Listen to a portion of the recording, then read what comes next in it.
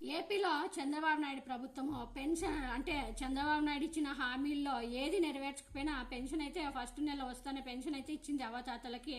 ఇప్పుడు ఏపీలో ఈ పెన్షనర్లకు కూటమి ప్రభుత్వం షాక్ ఇవ్వబోతున్నారు. ఈ పెన్షనర్లకి వైఎస్ఆర్సీపీ అధికారంలో ఉన్నప్పుడు 65,50,000 దగ్గర ఇవ్వడము మనము పెన్షనర్లకు ఇవ్వడం పెన్షన్ చూసాము. ఇప్పుడు కూటమి ప్రభుత్వం ఏర్పడిన తర్వాత పెన్షనర్లని టార్గెట్ పెట్టింది.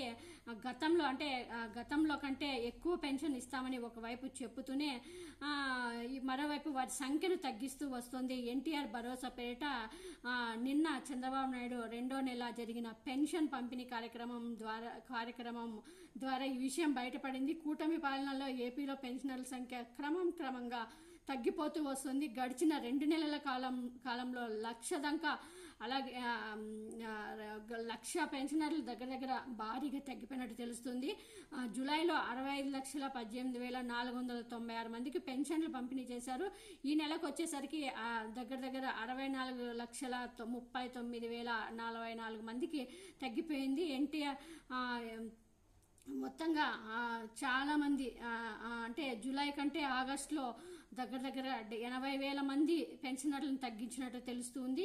సో ఇప్పుడు దగ్గర మళ్ళీ ఇంకా ఈ 5 ఏళ్లలో ఎంతమందిని తగ్గిస్తారో తెలీదు.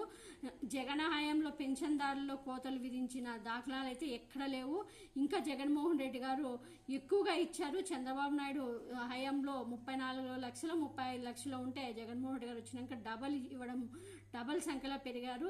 65 లక్షలు అంటే మామూలు విషయం కాదు. అంతమందికి ఇచ్చిన జగన్మోహన్ రెడ్డి గారు ఎక్కడ ఒక్కరిని కూడా తీసేయలేదు జగన్మోహన్ రెడ్డి గారు. కాకపోతే అర్హత ఉండే వాళ్ళందరికీ ఇవ్వాలని అన్నారు. అది కూడా జగన్మోహన్ రెడ్డి గారికి ఒక మైనస్ అయింది. చాలా మందికి బండి వెహికల్ ఉన్న తర్వాత కొన్ని కారణాలు చెప్పి పెన్షన్లు తీసేయడం జరిగింది. కానీ వాళ్ళకి అర్హత ఉండి ఇవ్వకోకుండా అయితే జగన్మోహన్ రెడ్డి గారు చేయలేదు.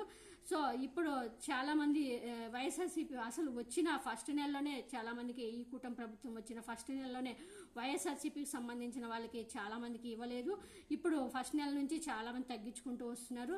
ఇప్పుడు కూడా 2వ నెలలు కూడా వైఎస్ఆర్సీపీకి సంబంధించిన పెన్షనర్లకు చాలా మంది పెన్షన్ ఇవ్వలేదు. సో ఇప్పుడు ఇంకా ఈ 5 ఏళ్లలో కూడా చాలా సగానికి సగం తగ్గించేటట్టు ఉన్నాడు చంద్రబాబు నాయుడు. మరి చూడాలి, ఇదైతే ఒక పెద్ద షాక్ పెన్షనర్లకు అని చెప్పాలి. దీనిపైన మరి మా పార్టీ ఎలా స్పందిస్తుంది, దీనిపైన మరి ఎలాంటి ఉద్యమాలు చేస్తారో కూడా రాబోయే కాలంలో చూడాలి.